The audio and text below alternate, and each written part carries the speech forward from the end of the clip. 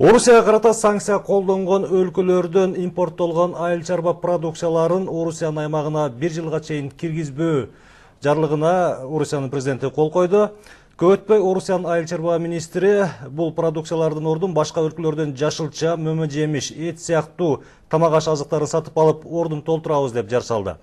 Анын катарында Кыргызстан да бар. Бүгүн премьер-министр Жомарт Тоторбаев айыл чарба продукцияларын Орусияга экспорттоону активдештирүү тапшырмасын койду. Буга чейин мал алаңдарынан сүт азыктарын экспорттоодо кыйынчылыктар жаралып, чектөөлөр киргендиги элдин эсинде болсо керек. Быйыл малдар кара өпкө ылаңына чалдыкты. Мындан улам Орусияга эт, сүт азыктарын экспорттоодо дагы кыйынчылыктар жаралбайбы деген суроо туулат. Буга ким күнөөлүү? Мал ээлериби же мал доктурларбы? Бүгүн ушул суроого жооп издейбиз. Күн маектин бүгүнкү коногу өлкөнүн башкы ветеринардык инспектору Ашырбай Жусупов. Саламатсызбы, кош келипсиз. Саламатсыздар. Көрсөтүүнү мен Кылычбек Мурзалиев алып барам. Көрсөтүү түз эфирде жүрөт. Сиздерди ушул ветеринария тармагындагы суроолор кызыктырса, суроолорду жолдосоңуздар болот. Түз байланыштагы телефон номерибиз 67 11 41. Бүгүн өкмөт башчы айыл чарба продукцияларын Орусияга экспорттоо боюнча жумушчу жыйын өткөрдү. Анда айыл чарба министри жашылча жемиштерди, эт, сүт азыктарын экспорттоо боюнча Орусияга сунуш жөнөткөндүгүн, Кыргызстандын ветеринардык лабораторияларынын сертификаттарын убактылуу таанып туруу сунуштагандыгын билдирди. Мындан улам Кыргызстан өндүргөн эт, сүт азыктары Орусиянын талаптарына жооп береби деген суроо жаралат. Сиздердин расмий жообуңуздар кандай?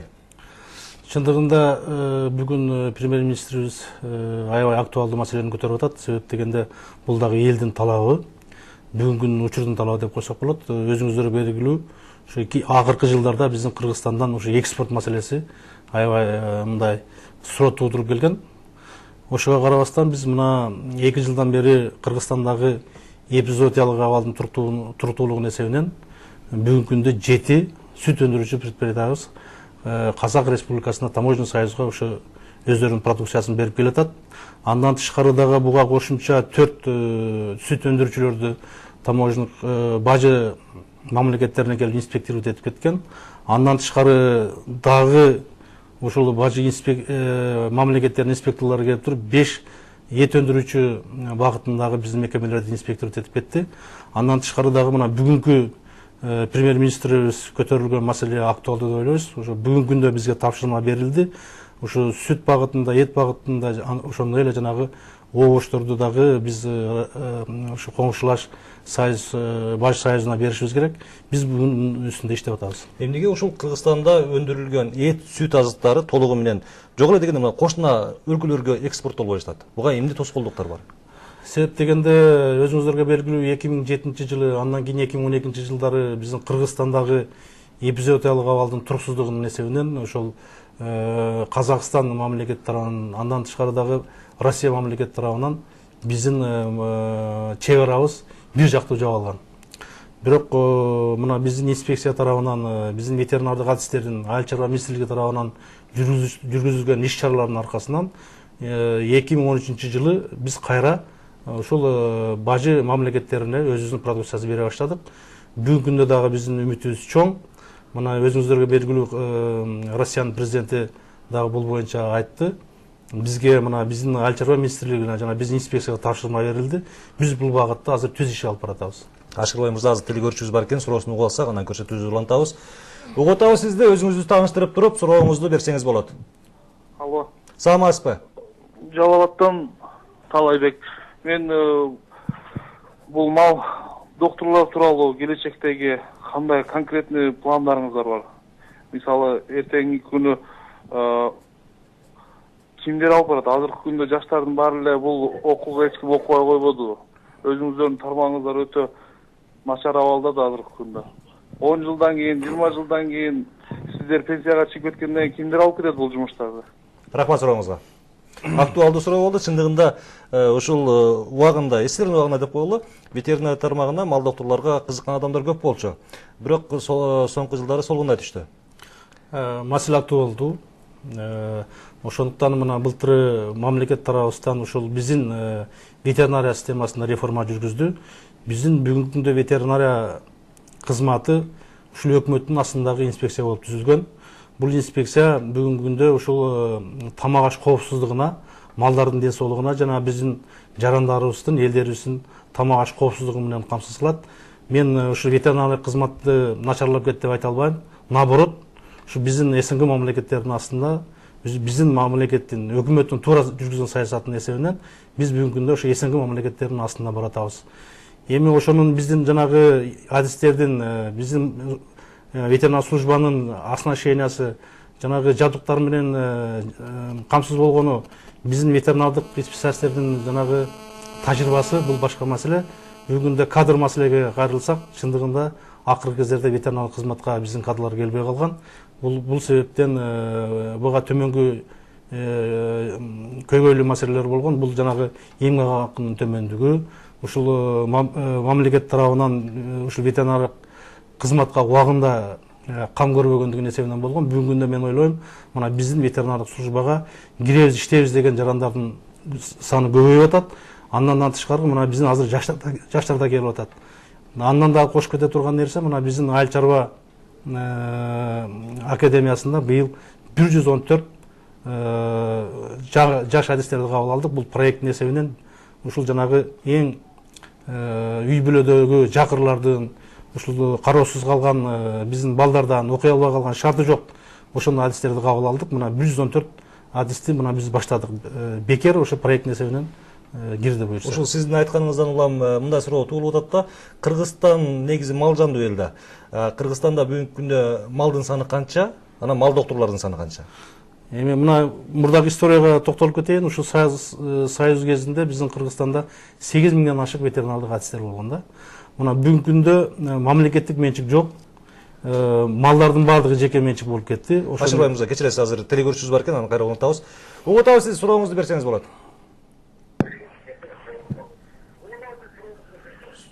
Алло. Угуп атабыз. Мен нарымдан чалып аттым эле. Сурооңузду бериңиз. Биздин мал эти Россияга экспорт болуп калса. Айтыңыз. Болжолду баасын айтып бере аласыздарбы? Рахмат. Эми болжолдуу баасын айтыш кыйын го, эми канчадан экспорт болот? Чындыгында бул эми биз убагында көрөлү бул маселени себептегенде, мына мен ойлойм, эгерде биз эт, сүт азыктарын Россияга берсек, сөзсүз түрдө баа көтөрүлөт. Мен ойлойм, ошол эле биздин фермерлер, малдын ээлери бул тараптан бир токтот деп ойлойм. Эми кайра жанагы сурообузга барсак, Кыргызстанда малдын саны, анан ветеринарлардын саны. Мына жогоруда айтып кеттик, ошо союз кезинде биздин ветеринардык кызматта 8,5 миңден ашык киши болгон. Мына бүгүнкү күндө ошо кыскарып отуруп, биздин ветеринардык адистердин саны 1000ге чукул болуп калды. Бул себебинин эң негизгиси ушул мына мамлекеттик менчиктер жоюлуп, жеке менчик болгонун эсебинен бүгүнкү күндө наоборот бизде ушул жеке менчик ветеринардын саны көбөйдү да. Мына азыркы күндө Кыргызстан боюнча 2000ге жакын жеке менчик ветеринардык адистер бар. Андан тышкардагы 700дөн ашык биздин ветеринардык сервистер бар. Мен буга кошумча айтып коеюн, ошол акыркы кездерде жеке менчик ветеринардык врачтарга мына мамлекет тарабынан, анын үстүнөн ушул мамлекеттик орган ветеринардык кызмат катарынан колдоо көрсөтүлбөй келген. Мына бүгүнкү күндө биз ушул мына Чүйдө, Нарын, Көл ушу жеке менчик ветеринардык кызматтар менен сүйлөшүп, жер-жеринде жанагы түзүлгөн ассоциацияларды колдоп атабыз. Булардын башын бириктирип, Кудай буйрса, мына күзүндө ушул ветеринардык кызматкерлердин съездин өткөрөлүп атабыз. Мындай эле мероприятия биздин түштүктө дагы болуп келди. Биз ошол биздин жетекчи Самир Усманович менен барып, жеринде өткөрүп, мына ушундай жеке менчик кызматкерлерди колдоо багытында биз программа түзүп, буюрса күзүндө ушул бир жакшы полномочияларды берели деп атабыз. Жалпы малдын санын айтып койсоңуз, тогот жерде. Кыргызстан боюнча бүгүнкү күндө малдын саны, майдан малдын саны 5 миллион 600, жылкынын саны 470 миң. Андан тышкары дагы мына чочко бир 55 миң тегерегинде, уйлардын саны 1,5 миллион. Рахмат. Телегөрүүчүбүздүн суроосун угуп алсак, угуп атабыз, өзүңүз тааныштырып сурооңузду берсеңиз болот. Телефон коюлуп калыптыр. Негизи эле ушул ветеринария тармагын толук кандуу иштетүү үчүн канча каражат бөлүнөт? Канча каражат бөлүнүш керек? Негізінен мен мұны ветеринарлық қызметті қаралушы қаражатты айтпайлы, ушул жана ветеринарлық эпизодияга каралган каражатты айтайын. Мына былтыркы жылы 47 миллион акча бөлүнгөн болсо, быйылкы жылы 61 миллион акча бөлүндү. Ушул эпизодияга каршы. Эми биздин бүгүнкү күндөгү керектөөчү каржыбыз 374 миллион акча болуп атат да. Биз эгерде ушул өкмөттүн токтому менен 374 токтому менен бекилген 22 орунун бүгүндө 9-ун эле ушул акча каражат бөлүнүп атат. Бул дагы биздин керектөөчү каражаттын 43% түзүп атат. Ашырбай мырза, телекөрүүчүнүн суроону угуп алсак, анан улантайлы. Угуп атабыз, өзүңүздү тааныштырып сурооңуз берсеңиз болот.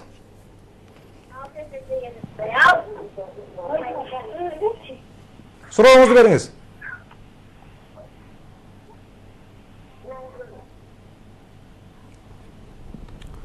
Урматтуу телекөрүүчү, сизди угуп атабыз.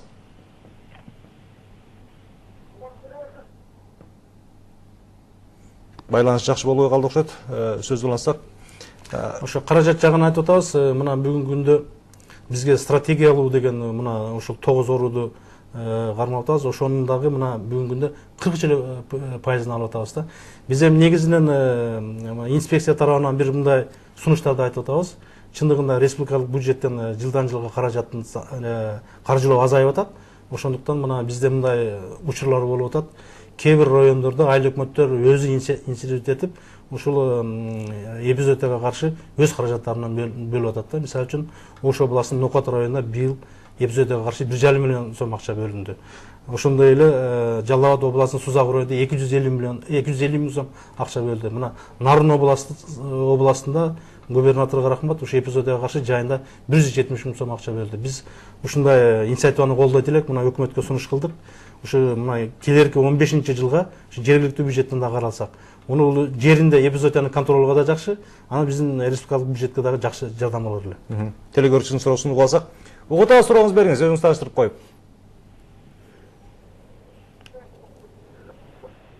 Алло, Нокоттон чалып. Сурооңузду бериңиз. Алло. Угуп атабыз.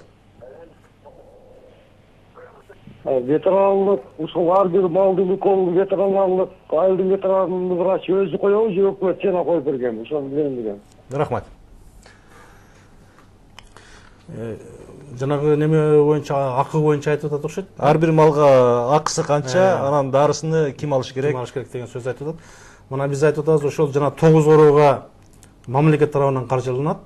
Бирок ошол жана акысы малдын ээсине төлөнүп берип атат да бүгүнкү күндө.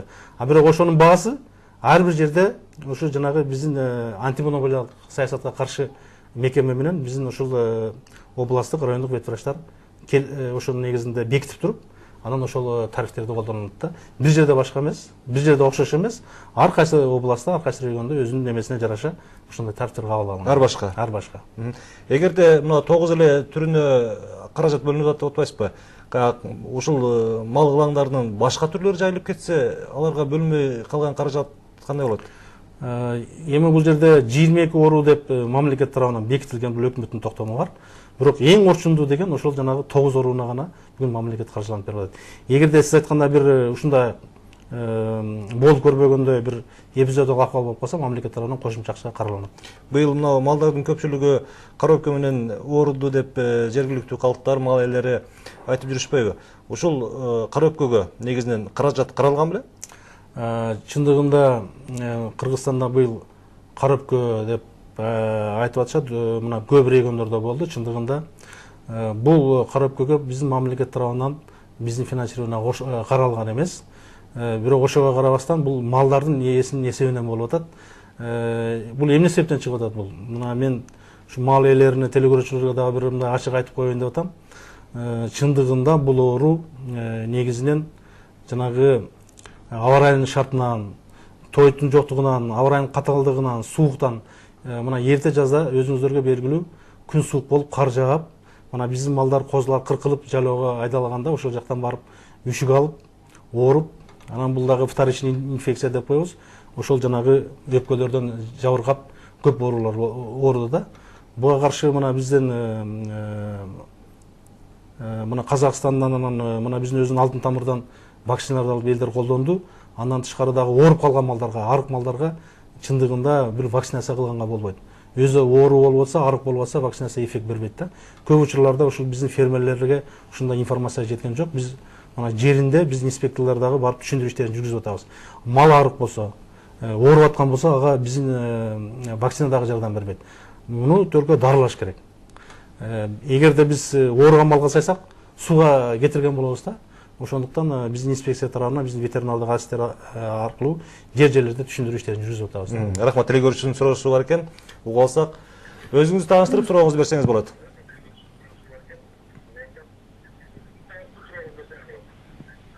Алло. Угуп атабыз, сурооңузду бериңиз. Алло. Угуп атабыз, айтыңыз сурооңузду. Мен Кызылкия шаарынан чалып атамын. Менин биринчи сиздерге бере турган суроом. Угуп атабыз, айтыңыз. Мынау келген бизге дарылардын 100% Кытайдан келет да, Кытайдан. Бу Кытайдан келген товарга эч кандай гарантия жок да, муну ким гарантировать кылып бизге алып келип кылып атат? Рахмат сурооңузга. Чындыгында туура маселе коюлуп атат. Биз ушу дары жагынан дагы аябай көзөмөлгө алып атабыз. Буюрса мына биздин инспекция тарабынан бул боюнча буйрук чыкты. Биз ушу жерлерге барганда ушундай көйгөйлүү маселелерди айтып атышат да. Мына көп убактарда жана дарылардын жасалма түрлөрү, сертификациясы жок, кээ бирлерде жана лицензиясы жок, сатылган жерлер көп болуп атат деген ушундай доолор болуп атат. Негизинен биздин Кыргызстанга келген ошо дарылар Кытайдан болобу же башка мамлекеттен келеби, ошол жанагы сертификаттын качествосу менен келиш керек. Ансыз сертификат качествосуз, анан биздин мына Минсельхознасында жана Центр сертификация лекарственных ветеринарных средств деген бар, ал жерден обязательно сертификациядан өтүш керек да. Эгер ошол жактан өтмөйүнчө, сертификация алмайынча бул дары жараксыз деп эсептелет. Ким көзөмөлдөйт өзү негизи? Негизи бул көзөмөл биздин инспекцияда турат. Мына биз ушул боюнча мына 1 айлык эпизодага каршы иш-чараларды баштадык. Буюрса бул республика боюнча мындай иштер бардыгын жүргүзөбүз деп атабыз. Негизи ушул дары-дармектер келгенден кийин дары-дармекке мисалы Кытайдык келди деп атпайбы? Кыргыз тилинде түшүндүрмө жазылыш керек да. Сөз түрдө милдеттүү эмеспи? Жок, милдеттүү сөз түрдө мына биздеги тил кыргыз тили боюнча мыйзам бар. Ошонун мыйзамынын негизинде бизге келген ушу дары-дармек болобу, бизге келген товарлар болобу, сөзсүз түрдө биздин тилде жазылыш керек. Же болбосо официалдуу түрдө жазылыш керек. Инструкциясы жанагы кайсы убакыт чейин жарайт, мөөнөтү канча, бул сөз түрдө болуш керек. Бул мыйзам менен бизден ушундай каралган. Мына ветеринарлык аптекаларда дагы ушул Кытайдын дарылары, Кытай тилинде жазылган дарылар сатып атканын мен өз көзүм менен көргөм да. Эми ошолорго кандайдыр бир иш-чараларды жүргүзүп, ошолорду түшүндүрүү ишин жүргүзүүбү, же ошол баягы сапатсыз дейбизби, же болбосо шектүү дары дейбизби, ошолорду алып ушундай аракеттер жүрөбү? Сөз түрдө жүрөт. Биз муну ар дайым жүргүзөбүз. Былтыр да ушундай иштер жүргөн. Бул биздин мамлекетке келгенде сөз түрдө жанагы ушул инструкциялары бардыгы биздин тилде жазылыш керек. Эгерде башка тилде жазылган болсо, ал которулуш керек. Рахмат. Телегөрүүчүбүз бар экен, суроосун угуп алсак. Өзүңүз тааныштырып сурооңузду берсеңиз болот. Саламатсызбы? Саламатсызбы. Угуп атабыз, айтыңыз. Саламатсызбы. Угуп атабыз, сурооңузду бериңиз. Саламатсызбы. Мен мына эт боюнча айтайын дедим да, баягы Россияга эт экспорттоо боюнчачы. Угуп атабыз, сурооңузду бериңиз. Анан биз туугандарыбыз менен мына Ростов, Волгоград, Астрахандан баштапчы биз Казакстандын Чимкент, Жамбыл, Кызыл Ордо бүт областтарына түштүк жагына эттерди, мал, жылкылардан бери алып келебиз, Сурооңузду бериңиз. Ростов на Донуда биз барганда мындай розничный эт сомго которгондо сулк эти тем более 280 сом турат да. Мен ошого айран болуп атам да, бул жактан кантип биз экспорт кылабыз. Рахмат сурооңузга. Орусиянын өзүндө эт арзан болуп атса, биз кантип экспорттойбуз? Чындыгында мына бардык эксперттердин суна караганда биздин Кыргызстандагы эт эң даамдуу деп айтабыз да. Мына Бажы союзуна киргенден кийин сөзсүз түрдө биздин Кыргызстандагы эт, сүт азыктары биз ушул Бажы мамлекеттерибизге беришибиз керек. Биринчиден ошо биздин эттерибиз ошо жана эл аралык стандартка жооп берген эттер болуш керек да. Ага жараша мына биздин эл аралык стандарттан өткөн, аккредитациядан өткөн лабораториябыз болуш керек. Андан тышкары дагы ушул эл аралык стандартка жооп берген мурдагы жанагы мясокомбинат деп коебуз, мал союлуучу жайлар болуш керек да. Ошол эки талаптын негизинде ошо биздин сапаттуу эттерибизди Россияга бериш керек. Анан мына телекөрүүчүбүздүн айтуусу боюнча мына бизде эт кымбатыраак, Россияга караганда кээ бир жерлерине кымбатыраак деп атат. Чындыгында андай болуп калышы да мүмкүн. Бирок бүгүнкү күндө мына биздин Кыргызстандагы эттерибиз кыргыз элине жетиштүү, кыргыздарга жетиштүү. Менин оюмча ушул биздин сапаттуу эттер ушул биздин Казакстанга, Россияга барганга муктаж. Негизи лаборатория жөнүндө сөз кылып кеттиңиз. Кыргызстанда ушул экспорттолчу товарларды же болбосо ички рынокто сатылуучу товарларды баягы лабораториядан өткөргөнгө мүмкүнчүлүктөр барбы? Сөзсүз түрдө мүмкүнчүлүктөр бар. Мына биздин ветеринар тармагында айтсак, бүгүнкү күндө бизде 28 ушул лабораториябыз бар. Анын эң башкысы мына республикалык ветеринардык лаборатория мына Бишкекте орун алган. Анан областтык мына Түштүктө, Ошто орун алган. Чындыгында биз ушул биздин лабораториябыз эл аралык стандартка жооп береби, ал башка маселе. Мына ушул Бажы мына союзуна кирелик деп атабыз.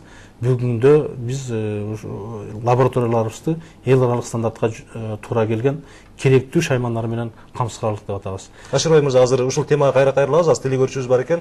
Угуп алсак суроосуна. Өзүңүздү тааныштырып туруп сурооңузду берсеңиз болот. Угуп атабыз. Алло. Саламатсызбы? Саламатсыздарбы? Саламатсызбы? Саламатсыздарбы? Угуп атапты? Угуп атабыз, сурооңузду бериңиз. Бул Нарман Чалат Тилек, атым Замир. Бул биринчи суроом мындай да, бул ушул инспекция түзүлүп атканда ага чейинки карантин служба деген служба бар эле. Булардын маселеси кандай болуп чечилет? Ошол службада иштеп жаткан балдардын айлыктары качан берилип, ошол көйгөйлүү маселелерин качан чечилет да? Бул биринчи суроом. Экинчи суроом болсо, ушул ар кайсыга бөлүнүп, талкаланып бүтүп бараткан ветеринарияны качан бирдиктүү бир ветеринардык служба катары түзүлөрүн ошону сурайын дедим. Рахмат сурооңузга. Мен ушул экинчи суроодон жооп берейин деп атам, телекөрүүчүсүн. Мен ушул ветеринардык кызмат талкаланып баратканга такыр макул эмесмин да. Бул деген эски баягы биздин союздагы келаткан бизде стереотип болуп эсептелет да. Бүгүнкү күндө мен айтып атам, биздин ветеринарлык кызмат мамлекетибиздин өкмөтүнүн астындагы орган болуп эсептелет. Бүгүнкү күндө тамак аш коопсуздугуна көзөмөл дагы, надзор дагы ошол ишти дагы жүргүзөт да. Бул боюнча биздин ветеринардык кызматтын статусу дагы өзгөрдү. Андан тышкары жана биздин кызматкерлерибиздин эмгек акысы да көтөрүлдү да. Андан тышкары мен айтып коеюн, мына инспекцияда карантиндик служба иштебей калды дегенди айтып атат. Жок, бүгүнкү күндө мына бизде ошол башкармачылык бар эле инспекцияда. Ошонун дагы статусун көтөрүп туруп, мына өкмөттүн астындагы департамент түзүлдү. Бүгүнкү күндө 117 сотрудник иштеп атат. Мен бул киши айткан суроого түшүндүм. Мына ушул реформа жүргөндө мурдагы башкармачылык ушул мына границада турган башкармачылык жоюлуп, анын ордуна жаңы башкармачылык түзүлгөн да. Кээ бир сотрудниктерибиз, кээ бир кызматкерлерибиз убагында ушул службага кирбей, өздөрү ыктыяры менен келбей коюп туруп, мына бүгүнкү күндө иштебей калган учурлар бар. Мына биз айтып атабыз, мына бизде вакансия бар, келип туруп жумушка кирип иштей берсеңер болот. Бүгүнкү күндө Кыргызстан боюнча 42 постубуз бар. Анын бардыгы иштеп атат. Бул жердеги жанагы биздин сотрудниктер ошол биздин мамлекеттин чек арасын кайтарып турушат. Ушул карантин кызматында мурда иштегендер эмне айлыгын албай калган учур болду да? Албай калган учурлар болгон эмес. Булар жанагы биз инспекция түзүлгөндөн кийин 193 кишиден 20% сокращение болуп бизге 155 киши келип кошулган. Ошол кыскарган кишилер андан тышкары жана өз ыктыяры менен келбей коюп туруп, биз бул инспекция иштебейбиз. Биз мурдагы эле департамент менен иштейбиз деп өз ыктыяры келбей калгандар бар. Ошол жанагы биздин акчаларыбызды, иштебей калган акчаларыбызды төлөп бересиңер деген дооматтарды айтып атат. Бирок бүгүнкү күндө сот башкача чечим кабыл алып атат. Ашырбай мырза, жана айтып кеттиңиз лаборатория боюнча депчи. Ушул эле лаборатория боюнча бүгүн өкмөттүк жыйында да сөз болуп туруп, ушул Кыргызстандын лабораториясынын сертификаттарын баягы Орусия убактылуу таанып турушун Айыл чарба министрлиги суранып атат да. Эмне ушул Кыргызстандагы лабораториянын тыянактары эл аралык талаптарга жооп бербейби? Жок, биздин Кыргызстандын тыянактары эл аралык стандартка жооп берет деп айтсак болот. Единственное ушул биздин лабораториябыз жанагы эл аралык стандарттан аккредитациядан өткөн эмес. Андан тышкары дагы бизде жана өкмөттөр аралык келишимдер бар. Ошо келишимдер аркылуу жана биздин СНГдагы мына бир топ келишимдерибиз бар. Жана Киевдеги, Ташкенттеги ошол келишимдер аркылуу Бажы союзу биздин жанагы сертификаттарды тааныйт. Бүгүнкү күндө дагы жана жыйында биздин Айыл чарба министрлиги ушул боюнча өзгөчө мындай Россия тарапка кайрылып айтты. Бирок бул дагы жакшы. Негизден эле мына бүгүнкү күндө биз экспортко ошол жанагы мамлекет аралык келишимде каралган, кабыл алынган ушул сертификаттар менен берип атабыз. Мына Бажы уюмуна мүчө болуп киребиз деп лабораторияларды ачыш керек деген сунуштар келип түшүп атат. Ушул лабораториялардын канчасы сиздерге таандык? Кандай лабораториялар курулуш керек? Бул лабораториялардын курулушу бүгүнкү күндө кандай абалда, кандай баскычта? Мына бизге бүгүнкү күндө мен жана айтып кеттим, ветеринар тармагында 28 лаборатория бар. Андан тышкары дагы мына биздин экинчи тармагыбыз фитосанитардык инспекцияда, карантиндик инспекциядабыз. Бул багытта дагы лаборатория керек. Негизи эле Бажы мамлекеттеринин негизги талабы ушул инспекцияда лаборатория болсун, эл аралык стандартка өткөн деген.